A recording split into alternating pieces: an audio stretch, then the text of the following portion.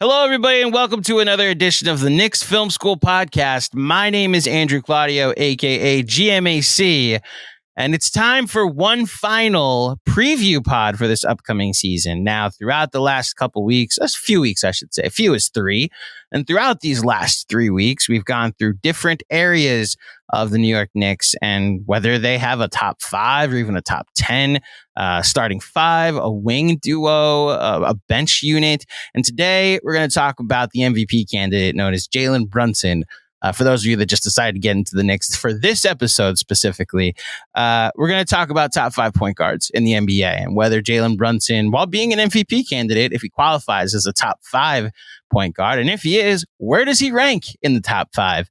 But that's honestly secondary as to what the big reason why we're here is, because we have some breaking news. And I know in the world of life updates lately, it hasn't always been the most positive. RIP to Fred Katz and apparently Zach Lowe. What the hell? But I am happy to announce some good news, at least as far as acquisitions go. I am honored to welcome to the Knicks Film School faculty and the Knicks Film School roster, the one and only Jeff Johnson, the new host of Casual Friday. Jeff J., how are you, sir? It is good to finally announce this. So, first of all, let me talk to the Knicks Film School community and let them know, when you have technology, the best way to communicate with you is off mute. So pressing buttons in order to allow you to speak is one of the best ways to connect with a digital audience. And at times I need to demonstrate that because, we got to crawl before we walk. Everybody's at different learning levels. And clearly I vary between various learning levels. So let me start off with that. Do you want me to restart? And No. Leave it in, man. Leave it in. That We're doing in. live. We leaving this all in. Andrew works very hard. He has 11 jobs. We don't need to edit. I like the raw authenticity, and that's what we're gonna bring to Casual Fridays as well, man. Like as far as I'm concerned, we're live right now. As far as I'm concerned, we're live. It's gonna be minimal edits. He might edit it out a little bit more. You might be like, "What is he talking about?" Who knows? That's the beauty of YouTube and digital experience. But man, Andrew, this is a pleasure, man. This is great. I've been a fan of the channel for years. I remember when I first started at MSG and John got me on and we had that interview. Ever since then, I've been tapped in, newsletter, YouTube, and it's been great, man. So when you hit me and you gave me this opportunity, I had to listen. You know what I mean? I had to listen. I had to join. I'm an avid watcher of Casual Fridays, avid watcher of the post games. I'm like Red Zone with all my favorite content creators and your post games and tapping in. And, I'm in this media space. I'm a Knicks fan, and I think it's the perfect opportunity. I mean, some of my favorite fictional characters at all time have been teachers at some point. So to join the faculty is immensely dope to me. Well, I want to off the top, just make sure it's clear. The qualities to make this faculty do not meet the same as the fictional characters that you're probably referring to. Whether it be, pick a teacher, a famous teacher in a movie or a TV show, or just like a real teacher in the world that's teaching things and not talking basketball, doing like real jobs, But right. I will say it was a no-brainer as far as I'm concerned, bringing you on. And I've always been a fan of your work. And I think anybody who recognizes you will also be like, oh my gosh, Jeff J went to KFS. That's awesome. And I think the best way to start this before we get into the point guard discussion is a little behind the scenes. I want to get to know you even further. So I'm going to throw some icebreaker questions at you. I'm going to go back to my college days where I'd have like these icebreaker questions for break like the ice, group studies and whatnot. So your first favorite Knick was who? Ooh, that's good. My first favorite Knick was probably John Starks. Okay. Yeah, I was a part of the 3-point revolution before it was cool. So it's John Starks. And I love this story. My man went from bagging groceries to starting in the NBA. Anything is possible. That had me hooping in the park even harder, triple time, quadruple time. Because I'm like, yo, if he could do it, I could definitely do it. Clearly, y'all see me here It didn't go that way for me. I went through more secure paths. You know what I'm saying? Didn't go there yet, sir. You have not. You haven't the used NBA? all. Yeah, you haven't used all your eligibility for college. Right. I'm assuming it. And I would have to be drafted, which is crazy. Yeah. You want to talk about a pissed off fan base if they draft me in whatever round? Listen, Bronny James got drafted this year. Now, granted, he's way better than me. He's way better than me. I'll get you 5 points though. I think I can score at least 5 points in the NBA game, and I'll play as hard as possible. But yeah, man, he was one of my favorites. I would say definitely him. He was the first Knick that was like my guy. And that bagging groceries reputation, or I guess origin story, it's become a cliche. Like it's the famous line from Major League 2 where Omar Epps' character hits a home run in preseason in spring training, and the manager goes, "Yeah, if a guy that's going to be bagging groceries next week," and like that's how I always used to disrespectfully talk about for certain players when they do well against bad teams. Mm-hmm. Well, John Starks quite literally was bagging groceries. It's not just like a cliche or a line in a movie. And so that origin story is pretty amazing, as you mentioned. Your first Knicks memory, whether it be a positive or a negative one. Man. So I remember watching, as a kid, I want to say 91, 92, the playoffs where the Bulls eliminated the Knicks in like 6 or 5. I think it was the semifinals. So it's like 91, 92. They 92. eliminated the Knicks in 7. 7, yeah. And Game 7 was in Chicago, right? Mm-hmm. They got blown out, but the moral victory was that young team forcing the Bulls to play 7. It was fuzzy, but I remember it because I was watching basketball and I loved basketball. I had my favorite players at the time. And I remember like my friends, I was very like national NBA oriented. And a bunch of my friends were like Knicks fans. So I'm like, yo, let me watch the Knicks. I'm a kid. I'm like, we'll tap into the Knicks. And I got invested because I'm the type of person, I'm from the era where you represent the team from your city. Mm-hmm. I'm not from the player fan era. I'm from the represent your team era. So I'm like, okay, they're a New York team. I'm going to support them. And I put my all into them. And I experienced my first of what would become, unfortunately, many heartbreaks with being a Knicks fan. And I was just pissed. And that was like my villain origin story, to be honest. Because when that happened, I was like, we have to do something about Michael Jordan. Here's the problem. We have to do something about Michael Jordan. And since then, I've been hooked. Yeah, it's not even so much that was your first heartbreak. It's like they got worse from there. Like your first, like that's the most mild of the heartbreaks. 92, that's true. That's true. Now there was the Bomb Squad team in, I believe, 88, the year he won the MVP, where the Knicks were a 2 seed and they played the Bulls. That was the year that Jordan hit the shot over Elo in the first round to win that series. Then as a 6 seed, they defeated the Knicks in 6 games and then played the Pistons, went up 2-1. And then the Jordan rules are created. I think that was 89, not 88. So that's I don't know if that's actually the season that you're thinking of, but one of those 89 or 92 were mild compared to a man named Charles Smith, or I'll say 2 magic words that will make a lot of Knicks fans of a certain age cringe. I know what you're going to say. Finger roll. Yeah. I've eliminated that word from my vocabulary. Anytime we talk about the Knicks, like that 95 was wild for a whole variety of reasons. That 94 to 95 was just doing the most. But that Game 7, to this day, I'm pissed. To this day, man. Yeah, and look, I come in a little later into the Knicks fandom. My first Knicks memory is 9 Men 1 Mission. So I show up and we might actually have a good shot at beating Michael Jordan this year with John Starks is a 6th man because we went and got Larry Johnson and we got Allen Houston and all this Miami team. We're up 3-1. We should have. What do you mean he Charlie Ward got flipped into the stands. Yeah. What do you mean Patrick Ewing suspended for taking one step off the bench?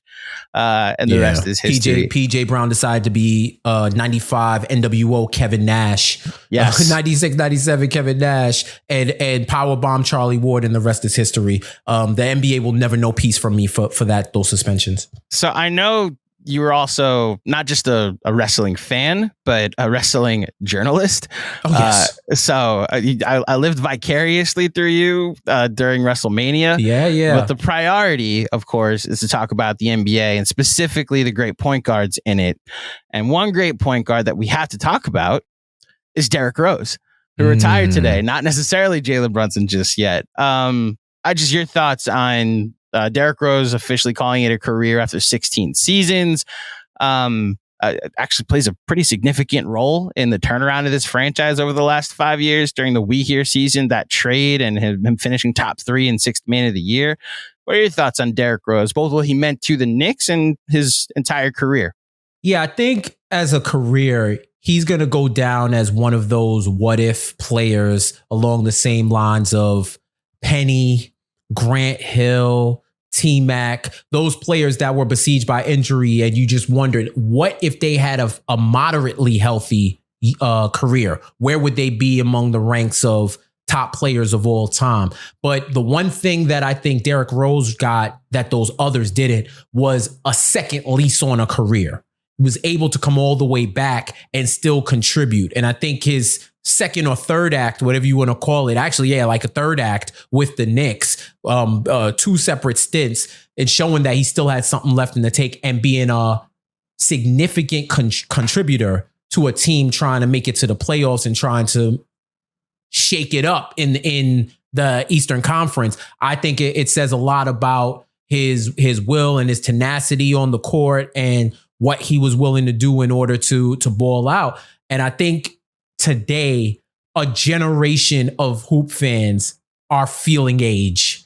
Father Time just punched you in the ribs and let you know that you ain't as spry as you used to be, because his chapter is closing on a generation of players who just love Derrick Rose, even current players in the NBA who grew up with Rose as one of their favorite players. I think his impact on basketball in the NBA is significant. You hear everybody from LeBron to Steph singing his praises. Like this was an influential guy on the court for the NBA. So I think it's just a reminder that playing into your mid to late 30s and still being productive is the blip and not the trend.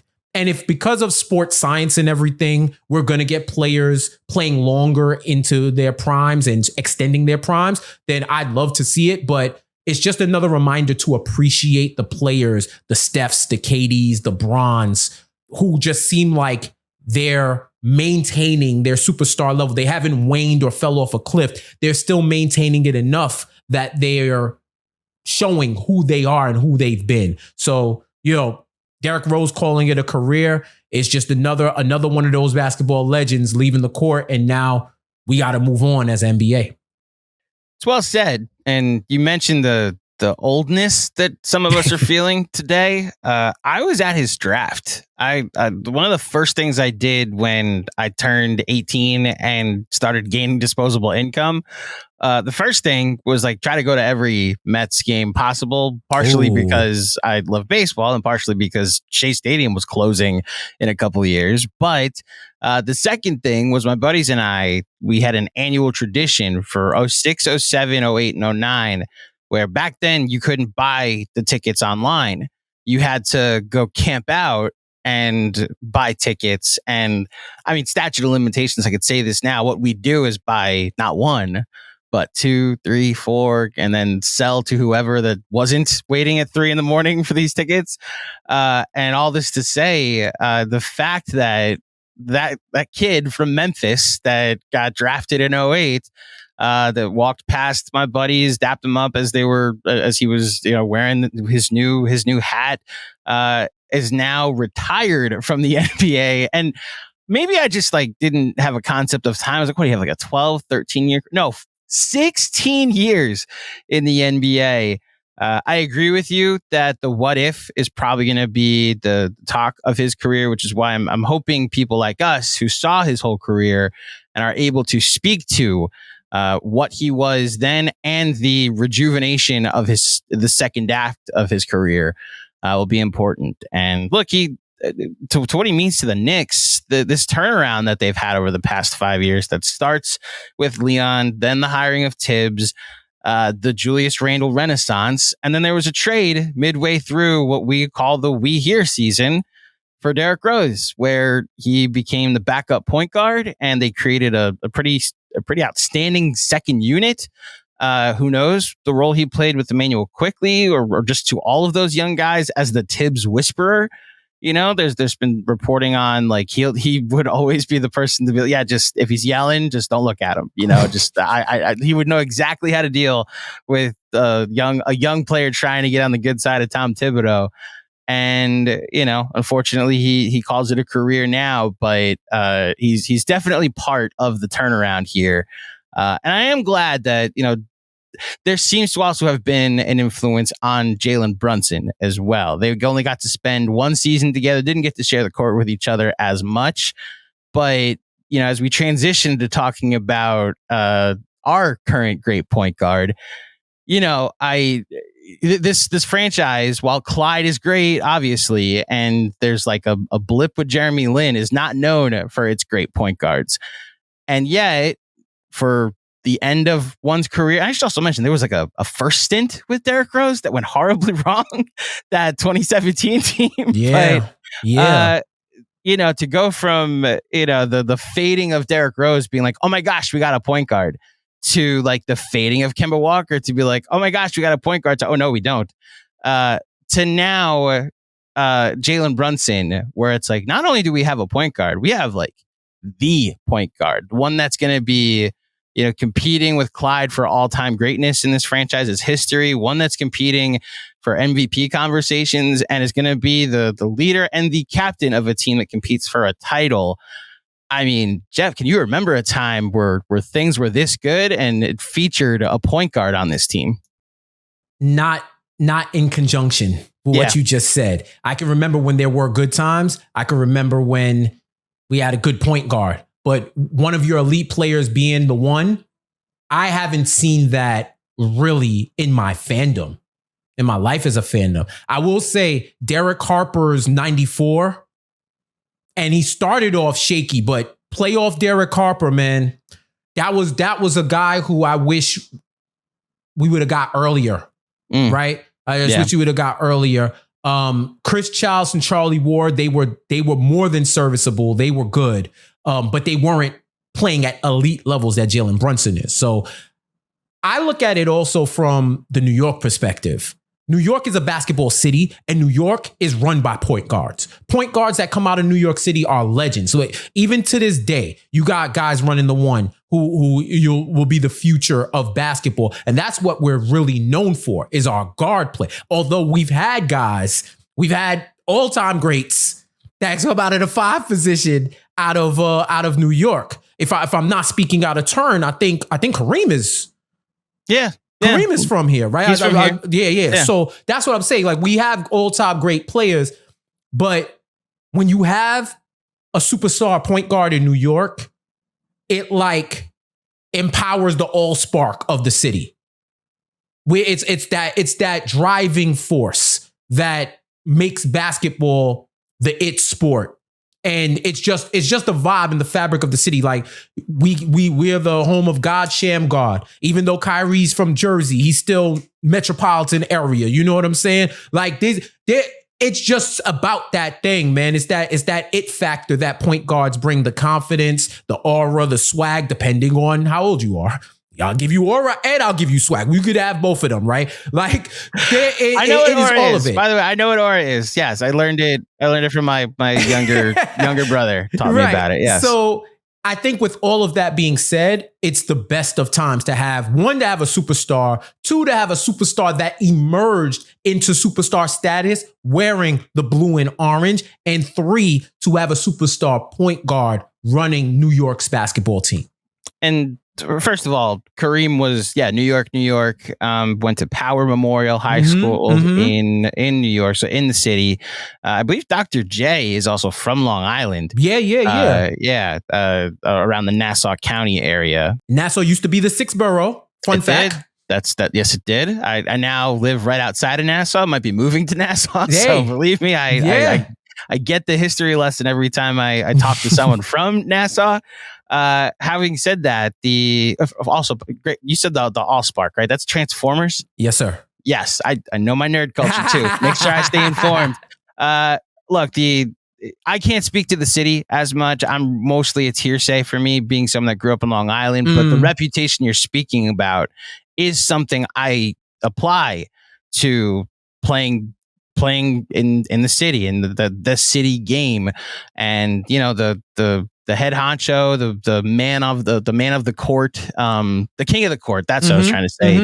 Is the guy that has the ball all the time, and who is in charge and is running the court, and who hasn't been run off the court yet, because the point guard is the one that's running the show. And I think that obviously speaks to why I think Jalen Brunson has just captured the city, like this 6'0" point guard that from Villanova, that went drafted in the second round. Like, everybody knows the underdog story, and like, it's him versus Aaron Judge. And I'm sorry, I say this I'm trying to be as unbiased as possible. Like, the captain of the Yankees might take a backseat to the captain of the Knicks, which is insane. And it's not, but it's also not incorrect. Right. I agree, it's insane to say it, but it is an argument. Yeah. At this point, especially if the Yankees win the World Series, that's not a conversation anymore. But if the Knicks make a deep playoff run and the Yankees, lose earlier, then I mean that it becomes Jalen Brunson's town once again. I'll even give you one further. The Yankees and the Knicks both win the title. It's Jalen Brunson. It's Brunson as the captain. Just because Yankees win the title, it's like, it's Tuesday. You know what I mean? Like, y'all got 27. We know what you do. This is your standard. So it actually works against Aaron Judge not winning titles. Because I think last decade was the first decade ever that they hadn't win a World Series or made a World Series appearance or something like that. Like, not that I've teased any Yankee fans about that or anything. I've said that line before. To your point, it's like, even the captain of the Yankees is the captain of baseball in New York. Like, that's just what it is. Like, even Borough Subway Series rivalry aside, like, Jeter was like the mayor of baseball in New York. He was like the governor of baseball. Like, even like Mets fans, like you boo him or whatnot, like, because you got to. But it's like the most respectful boo you can give, because it's just like, we're booing you. He would get the most boos out of respect that I've ever seen, especially from Mets fans of going into Shea Stadium. Even like, only in Derek Jeter's tenure could the Yankees play home games in Shea. When that stuff was going on, when I think they had construction issues, like, and it's weird, but it's like, I mean, he needs somewhere to play, guys. Like, we gotta do it, right? There's also, like, his last game ever, Derek Jeter was at Fenway Park and got a standing ovation, and that, I think, also speaks to, like, Derek Jeter ran the sport. Like, he was the face of baseball for the majority of his career. Aaron Judge, I mean, it's partially where baseball is at this point, but I mean, while he's one of the three probably most famous baseball players, him, Ohtani, and maybe it's just like a tier of two, to be honest. Right. But I mean, look, with Brunson, and that's what I think is so amazing about Jalen Brunson, like, a tier of two, and we put Aaron Judge there, like the face of the Yankees, let alone the face of baseball. And I'm like, yeah, but what about this 6-foot point guard in New York that plays for the Knicks and it's not even unwarranted what he did last year, finishing top 5 in MVP, having the season he did, especially with everybody when the injuries went down.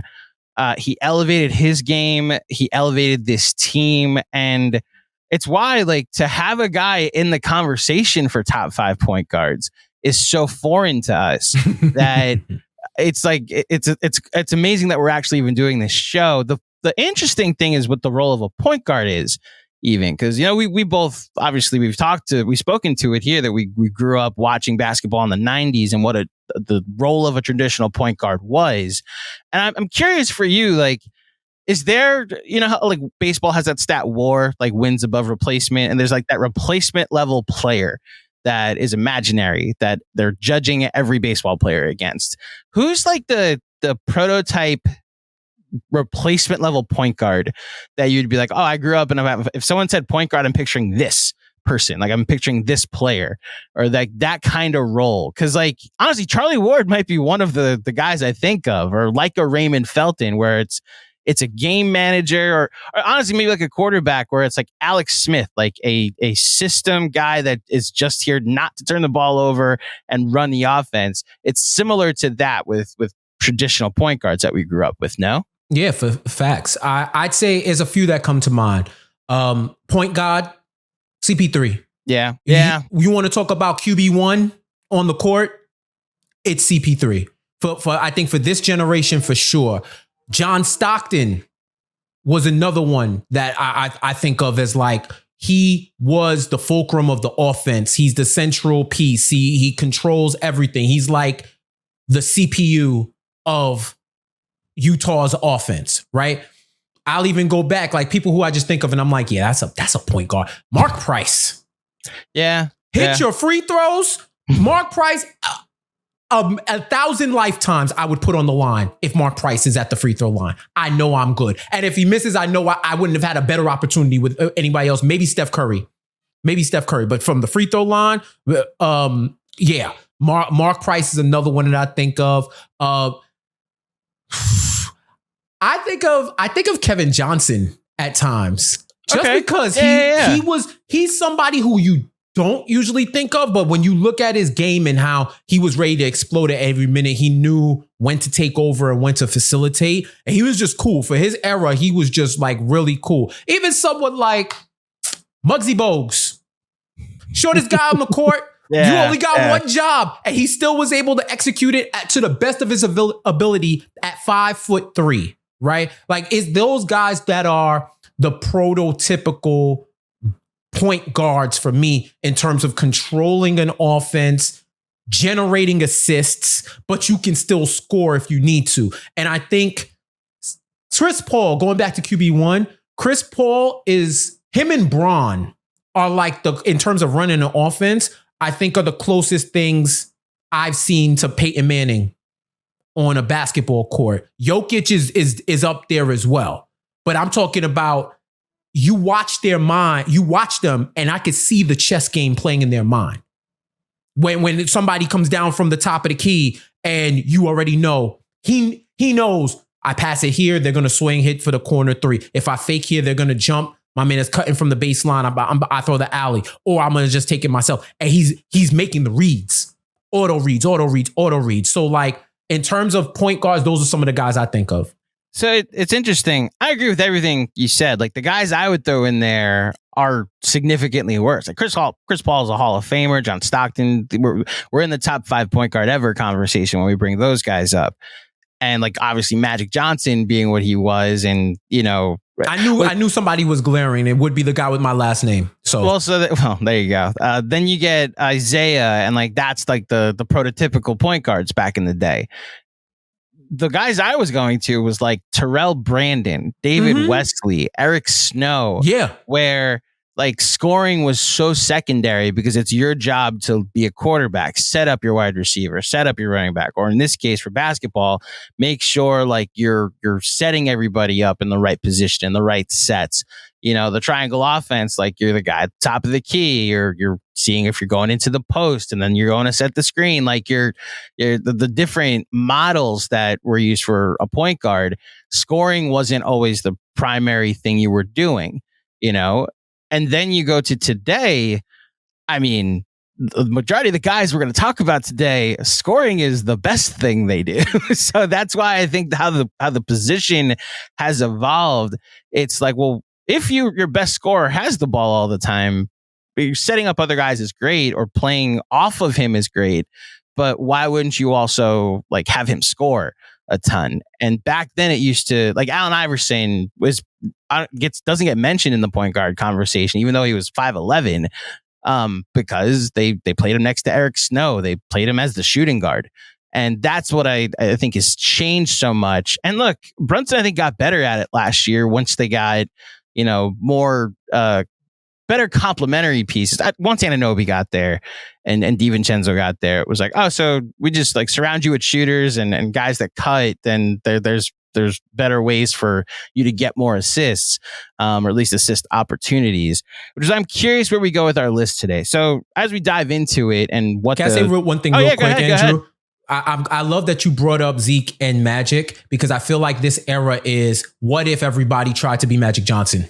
Yes. Someone who could Magic score. also didn't score a ton until his MVP season. Yeah. Right. Yeah. But you knew, it's like, what if Magic Johnson woke up one day and said, I'm just going to score like this every day? And that's what I feel like the new age point guard is, because you look up Magic's accolades. Rookie Finals MVP, basically went from the 1 to the 5 and translated his game for what he's needed. He's probably the greatest universal adapter in basketball ever, right? So I think it has evolved in that way to where point guards have to be able to score. But if you're able to be the primary ball, and now point guards, it's not so much an emphasis on being a point guard as it is on who is your primary ball handler. Case in point, Devin Booker, who to my old NBA eyes, is a 2, ran 91% of his offensive plays at the 1. But if reasonable minds would not call Devin Booker a point guard, he was the primary ball handler. So it's almost like they're PBHs now. They're not PGs, right? So it's crazy.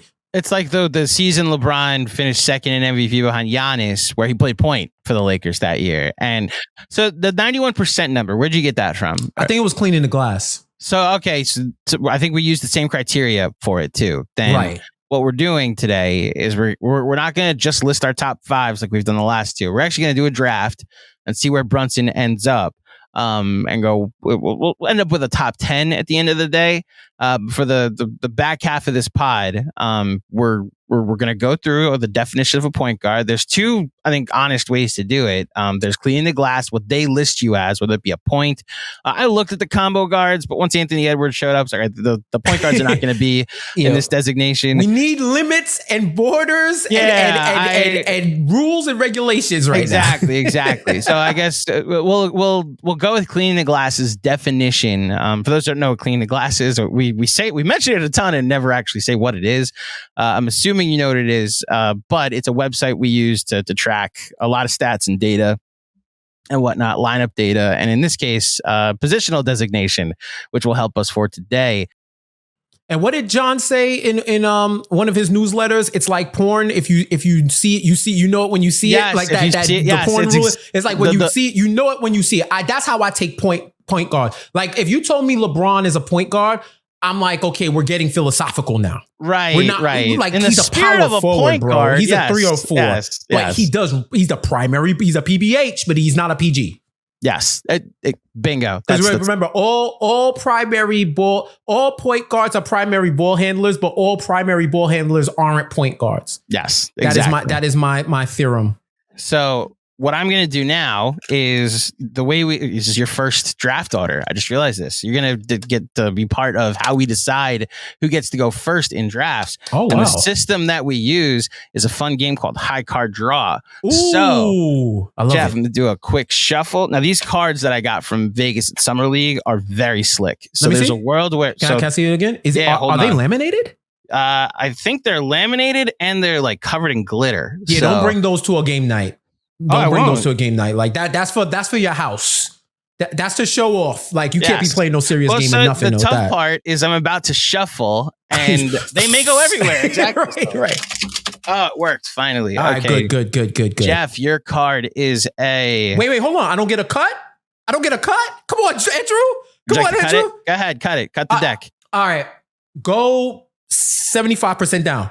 There. Actually, no, you know what? That's good. That's good. That's good. What I did. Perfect. Okay. What you did was good. Your card is a king.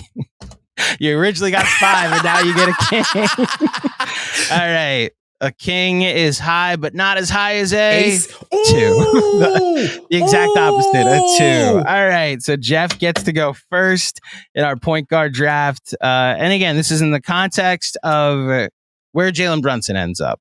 And so when you draft him, just like, why is they ahead or eventually behind Jalen Brunson? So you're up first. Best point guard in the NBA is? Okay. I am taking at number ENA. That is the Slovenian number for number 1. Okay. I'm taking the man who is the quintessential heliocentric offense in Dallas. I'm taking Luka Doncic. You saw where he finished in the MVP voting. This guy is like the darling of preseason MVP votes. And I think he's actually elevated his game year over year. I think this is the most in shape I've seen Luka. For Luka, it's the least complaining I've seen him do this year on the Luka curve. For sure, the least complaining. And he's somebody who has elevated his game to an efficient level on offense and has quietly gotten better on defense. Like if you take certain metrics, he's among the top 5 when you get to point guards. When you get the rest of the league, maybe he's mid, but among the point guards, and that's where I did a lot of my classification, just grouping him amongst his peers. He's somebody who I know I'm getting guaranteed points, rebounds, assists, daily, every game, triple-double threat. And when the playoffs come around, you are getting the best version of him. And you always have a chance to win at any point in the game if you have Luka Doncic on your team.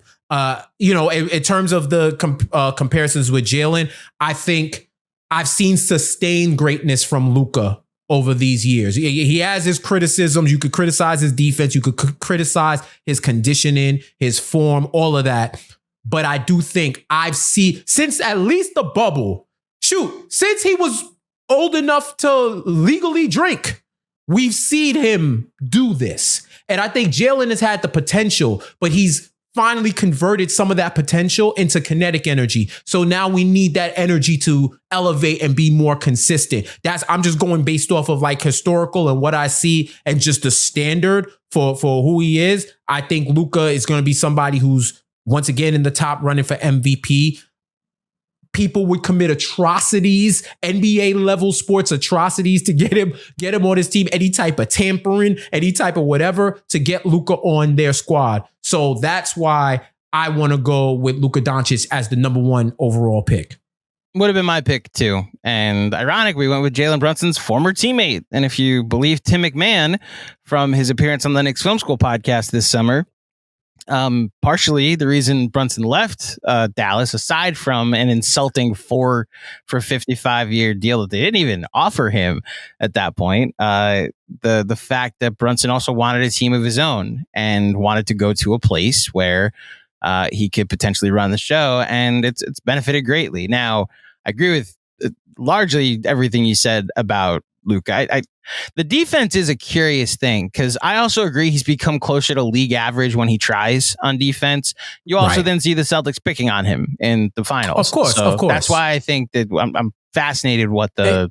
And Gafford being there. Yeah. And look, Quentin Grimes may play a big role on that team this year. Right. Why do I always forget the other guy? They had Derrick Jones Jr. last year. Right. And then...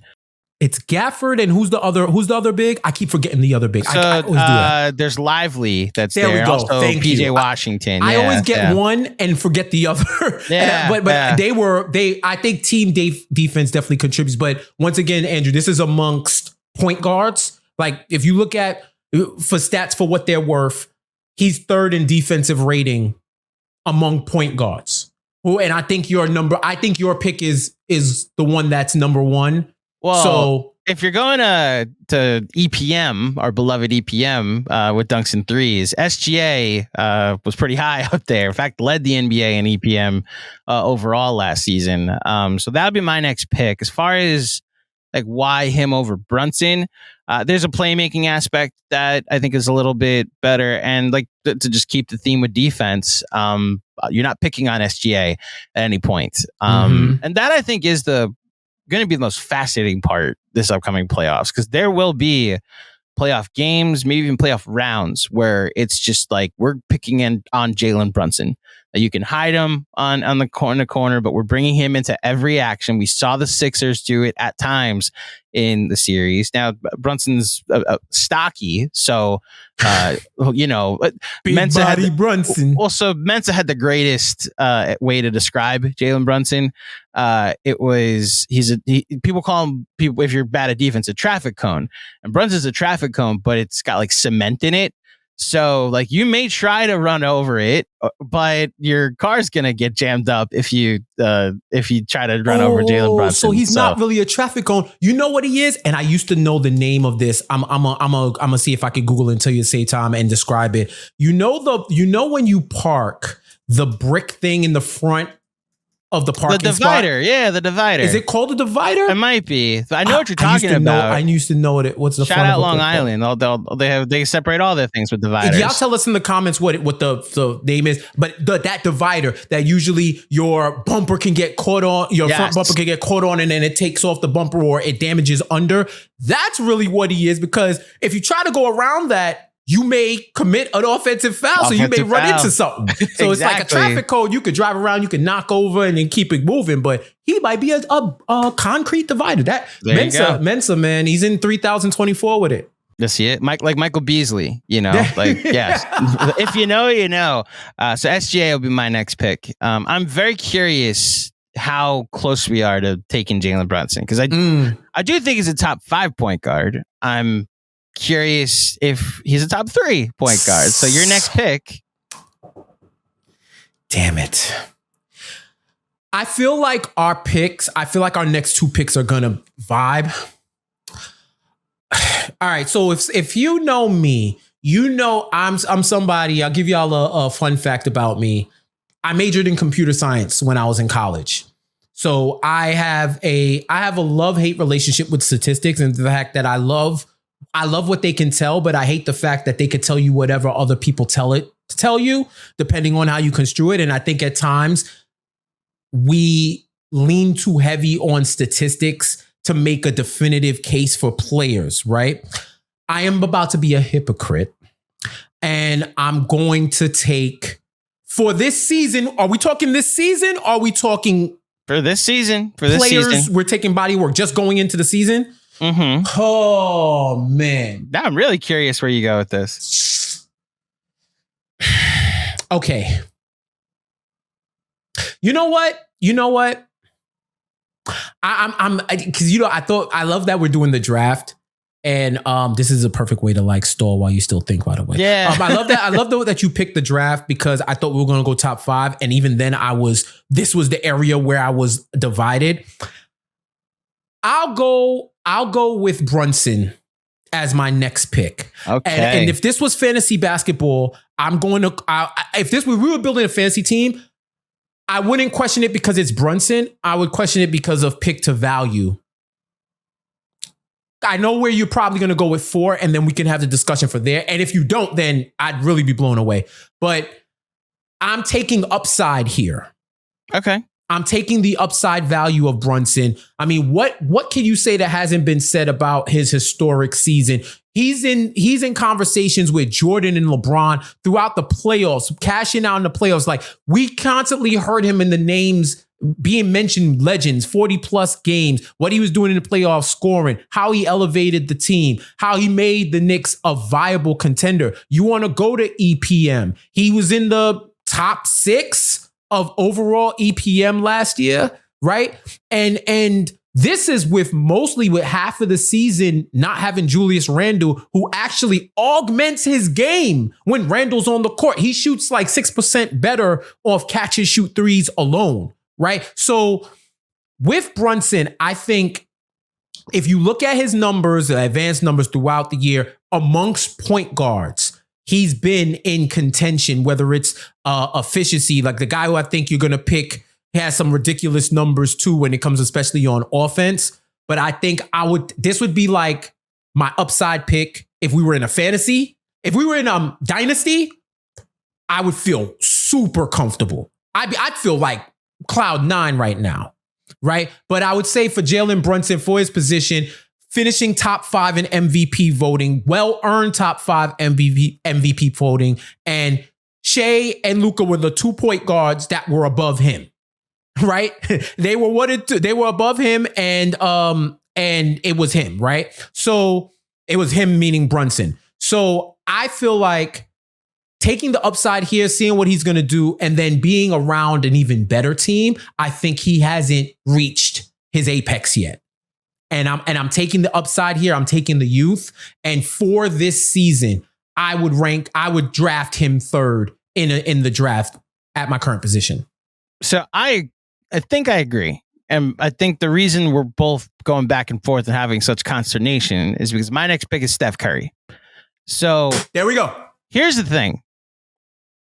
Maybe forever. I'm so conflicted, man. So like that's the thing. Steph Curry forever will always be the correct pick if you take him over anybody else, I think. And that's just how good and how impactful and how I'm using all the XJ words, additive.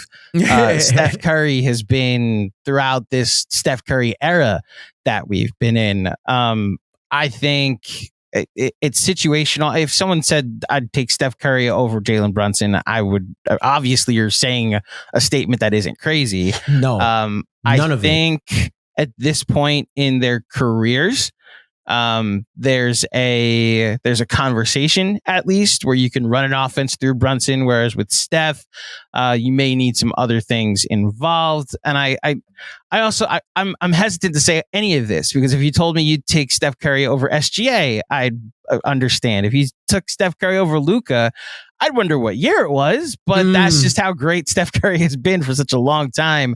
There's also the aspect of, and this is what I mean by running your team. And this is where I'm going to use some stats. So Steph Curry's assist percentage, so the amount of his teammates' points that he assisted on last season, was in let me pull it up here because I was looking at it through usage. I got you if you need it. I had it. Just want to make sure. So Steph had a 31% usage last year, which is just below, like it's 84th percentile.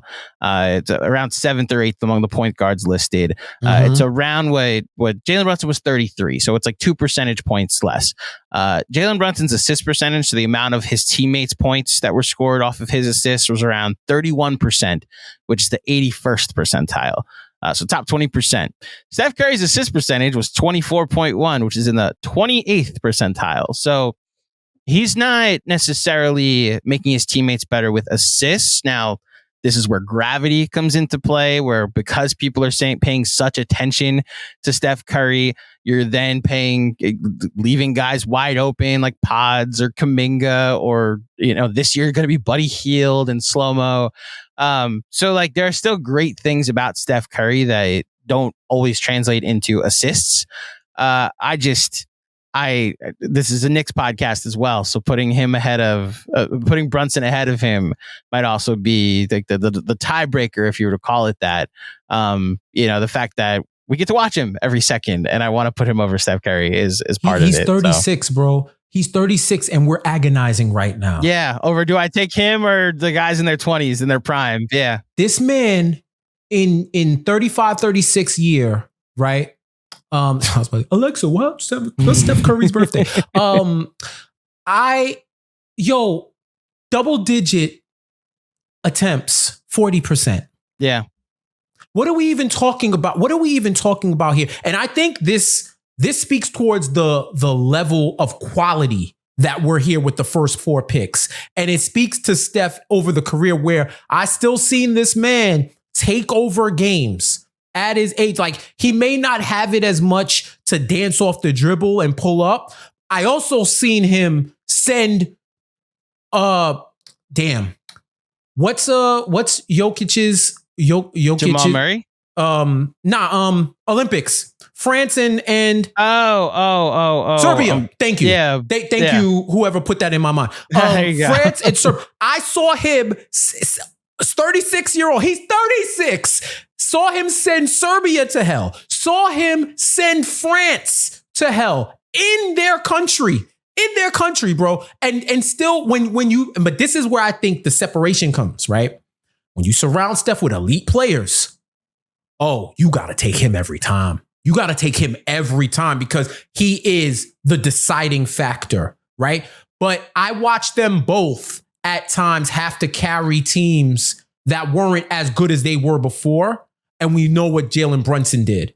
You know, Steph to his credit was doing his thing too, but we saw what Jalen Brunson did, right? Like holding the fort, elevating his game to where it needed to be. They end up finishing with the 2 seed. Like, you know, I think it's something to be said when you lose Mitch and you lose Julius and you didn't have OG for past that January. You didn't have him for most of that run until he came back towards the end. So I think that's something that you have to consider. The other thing, shout out to my guy Alex from Knicks Fan TV. We were having a conversation and the topic came up. Who would you take over SGA and Jalen Brunson? And here I was agonizing again. I'm talking about, oh, we're talking about defense. We're talking about offense. We're talking about clutch. Da, da, da, da. You know what I ended up saying? If I woke up the next day and you told me SGA is a Knick and Jalen Brunson is not, like whatever happened, maybe something happened in the universe and Jalen Brunson got replaced by SGA, I'd feel as confident as I do about the Knicks this season. I feel just as confident, if not more, because I know SGA or the Knicks. Good luck. Yeah, Good luck trying to score, bro. Good luck trying to score. I think the funny part about the consternation that we're having right now is, look, I probably would have taken Steph if I had the 3 pick and Brunson was on the board. The fact that it's a coin flip says more about Brunson than it does about Steph, which is it says. Excuse me, it says a lot about both of them. That's a coin flip. That an MVP candidate last year and a guy that's going to be 36. This either is 36 or is going to be 36. An all-time great is still good, still relevant at the top of his game. And you know what Brunson is, that we're debating him or Steph Curry at number 3 is part of what makes this fact that what he means to us and what he means to Knicks fans and why it's legitimate that they have a guy, you know. Okay, so we could actually land at a top 5 here with whatever your pick is, but let's go rapid fire. We're gonna go to 10, right? Yeah, we're gonna go to 10, but let's go rapid fire through the next 6 picks so we can get out our top 10s and our full draft board. So the 5th pick and your top 5 point guard, because I believe we'd both have the same top 4. Right? Yeah, for sure. So your number 5 would be... Yeah, and depending on where you want to put Steph, like it went to a coin flip in my head. To be, I'm going to keep it 100 with y'all. Like it went to a coin flip in my head. But I wouldn't... If I had the 3rd pick, you are sitting pretty in a draft. I'll put it to you like that. 5th pick, give me Hallie, bro. Give me the assist god. Wow. Give me the guy who, you know, yes, the Pacers benefited from having me, Andrew, Mensah, Josh Hart, and Dante DiVincenzo on the court towards the end, right? But you still got to win the game. You still got to shut the door. If they open the door, you still got to walk in the door and you got to shut it behind you. And Hallie stepped up. He stepped up. His offense is getting better. Still not as efficient from 3, but you want to talk about that, one of the newer point guard models, a PG who's also a PG, a primary ball handler, a PBH. This is the dude who, if he continues on his trajectory, I can see the Chris Paul comparisons and I can see his ceiling would be the next point guard. He is the heir to the point guard throne. And when you got a guy who's like 6'4", 6'5", can handle the ball, can get his he's the guy that gets you the multi-million-dollar deal for that 1 year. When you're on contract year, you need to play. Look at Obi Toppin. When you want to show out, you play with a guy like Tyrese Halliburton because he's going to make you look, he's going to elevate you 1 star above your current level just from the way he can interact with you on the court. So yeah, I like Hallie as my 5. I'm glad you took him so I didn't have to say nice things about Tyrese Halliburton. I will go. So we're going with the clean the glass designation, right? Yeah. So I'm going with Devin Booker is my next pick. Yeah. I have no idea how much point guard he's going to play this season, but I also think that he, in that role, thrived enough that I'm bullish on the Suns this year. I think there's like a 55 win team if all things break right on that roster, especially now that they like the Tyus Jones addition, I think is low key one of the most important ones of the offseason. Yeah, that was crazy. Their ability to throw Book out there to be the point guard, and between what he did last year, what I think he'll do this year, I'll put him as my next pick. All right, we got 4 picks left. Let's go rapid fire. Yeah. Give me at number 7. I'll take Tyrese Maxey. I take Tyrese Maxey. Definitely Tyrese. I think he's a budding star. He's already an all-star. He has to show that he can carry a team when his other weapons aren't there. I believe, if I'm not mistaken, he was definitely way under 500. I think it was like 13-20 or something like that when he doesn't play with Joel Embiid. But we also saw firsthand what happens when he does. Yeah, like that man is one of the. I want to see him race Tyreek Hill, and my guy from the Olympics. Wow, why am I blanking? I know who today? you're thinking of, the guy that won gold and then told everybody they're not world champs because they didn't face the world. Yeah, right. Olympic champion of what? Right, Olympic champion of what? So yeah. So I want to see them race. I think Tyrese Maxey's has the most upside on the court. One of my boys, he used to have a joke that Tyrese Maxey, Quickly, and Bones Highland were all 3 versions, like multiverse versions of the same person. And if they fusion dance, they'd make one of the greatest players of all time. But I think in the multiverse of Maxey, Prime Maxey is the best out of the 3. Noah Lyles, I think, was who you were thinking of. Thank you. Yes.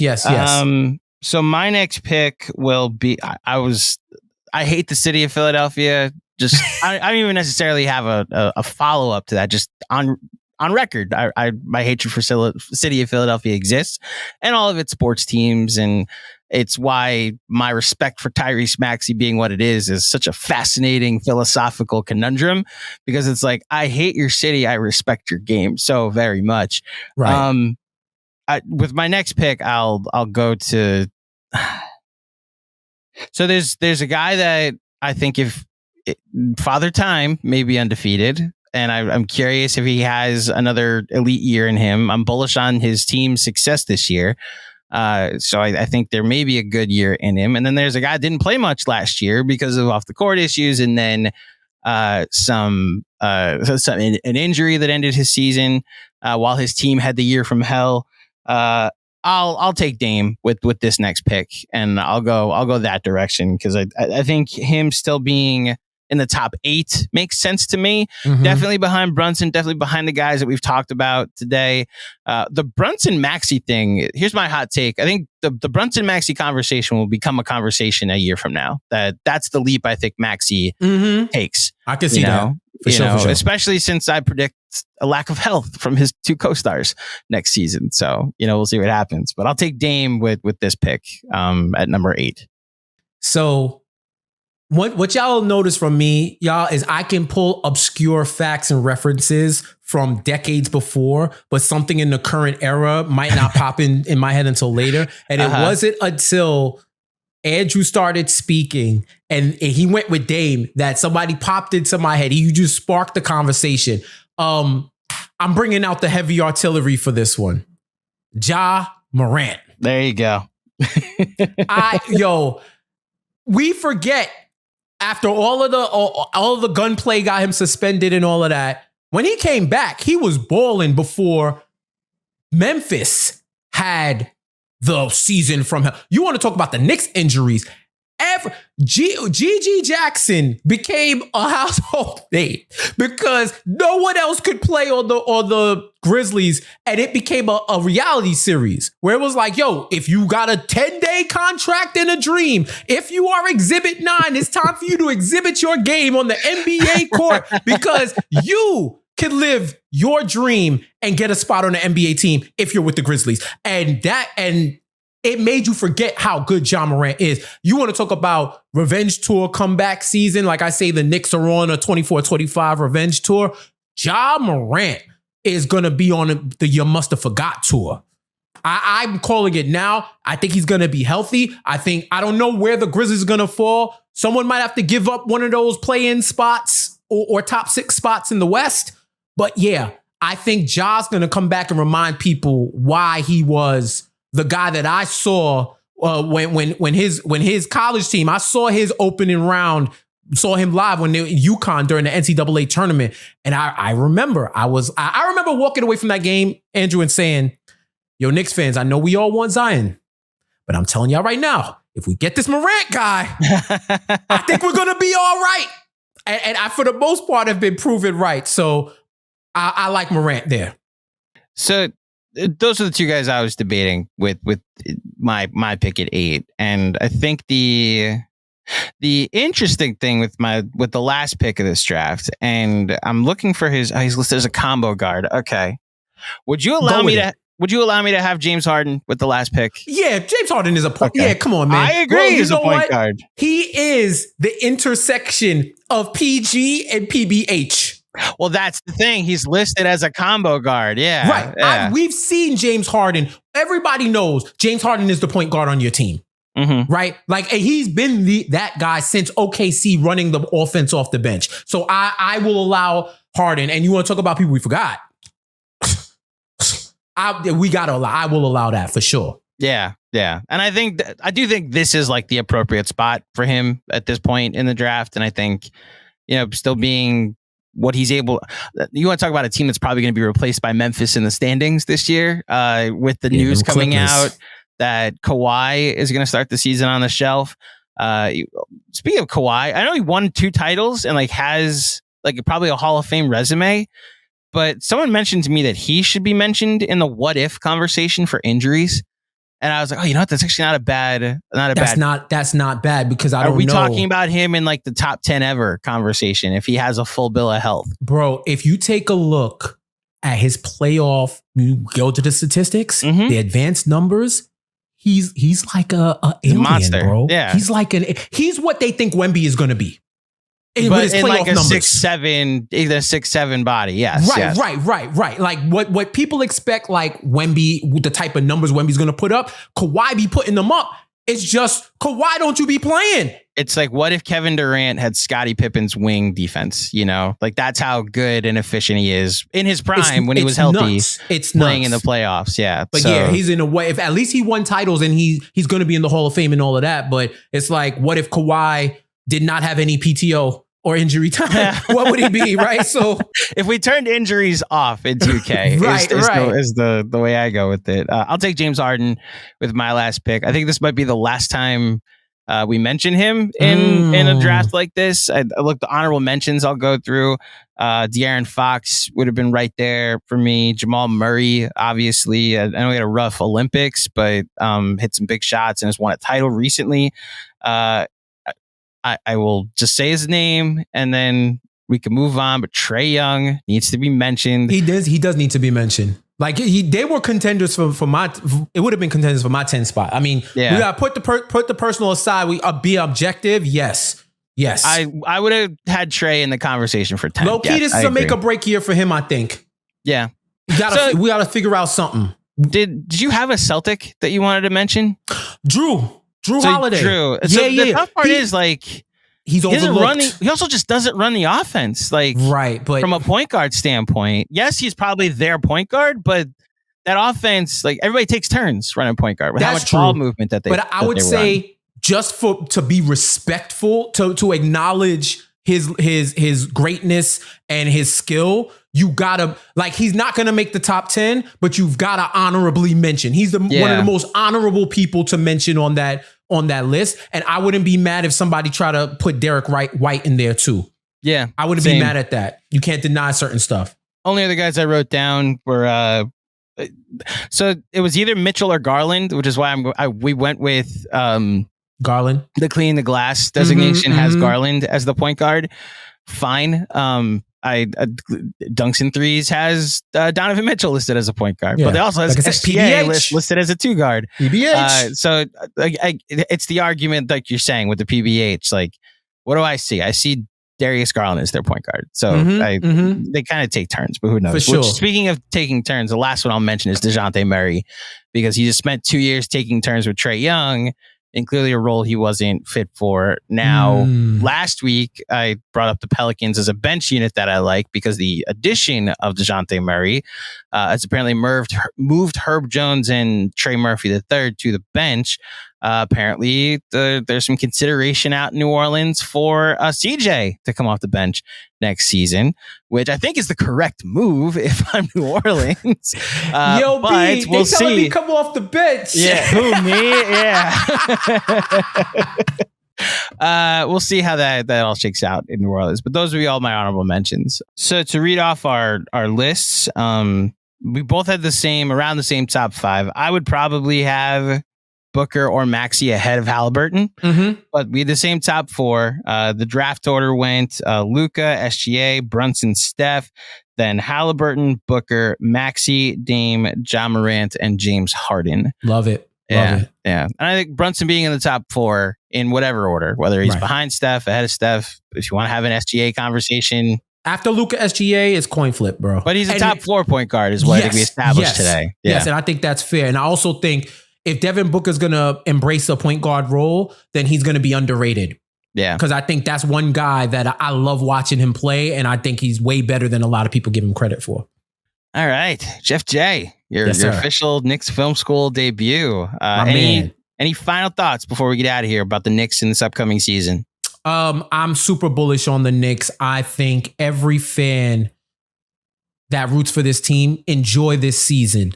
I think they're going to reward the fans, reward the city with another hard-fought season. You know, they can overcome adversity. They're a mentally tough team who's gotten even closer and tougher and more synergistic with Mikal Bridges added to the squad. I love their chances. I don't care what people say about preseason picks because we saw how much that mattered last season or really any season. I do think this is going to be a healthier team. I think my bold prediction is Julius Randle is going to avenge himself in this year's playoffs. And he's going to remind a lot of people why he should command the numbers that he commands. Because if you look at his playoff, he had one bad playoff and one hurt playoff.